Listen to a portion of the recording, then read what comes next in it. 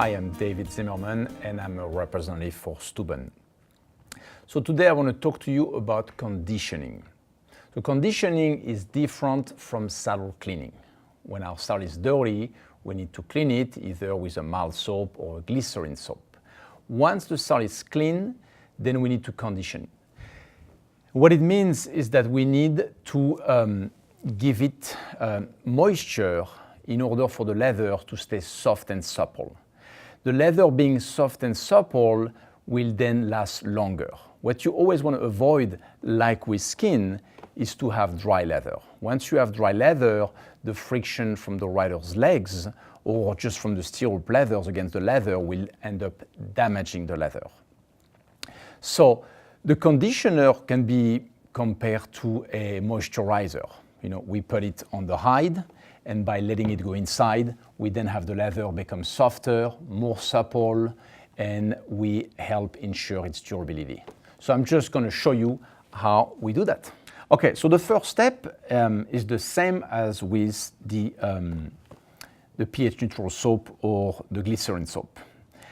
We want to make our leather wet. So we're going to take a damp sponge or cloth and start wetting the surface of the leather. Using warm water actually helps facilitate the process because it opens up the pores. And when we use our conditioner, which I'm going to use next here, and by the way, you can use it ideally on a woolen cloth, but I use it as well on a sponge. What we want is for the pores of the hide to be open. The goal is not just to apply the conditioner on the surface. We want the conditioner to really get inside the leather. That's very important because that will make the entire hide much softer and pliable.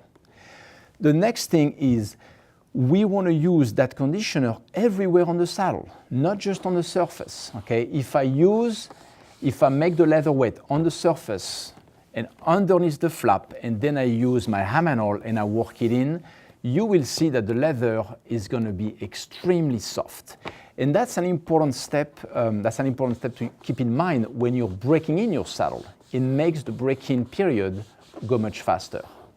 But it will have the same advantage as with skin. It will keep the leather soft and will avoid to being dry. And it's always very, very important not to have dry leather. If you have dry leather, then just the friction with the stirrup leathers on top or just with your leg will start scraping the surface of the leather. And this is especially important when you have what's called a double leather, meaning that you have a lower layer leather and an upper layer leather. The upper layer leather is extremely thin, so it's very important to keep that leather conditioned and soft. One of the things you will notice is that sometimes as you apply the Hamanol on the leather, it will start evaporating very quickly. What it means is that the leather is then too dry and you need to apply more Hamanol. Once the Hamanol starts accumulating at the surface and it has kind of a gooey feel, it means that you've given enough conditioner to the leather and that you can stop applying it. In that case, you just need to take a dry cloth and start buffing the surface of the leather. So the excess Hamanol is removed and it looks nice and even. But this is very important to remember that the conditioning is even more important in a way than the cleaning of the saddle itself. That's what will ensure the durability of the leather.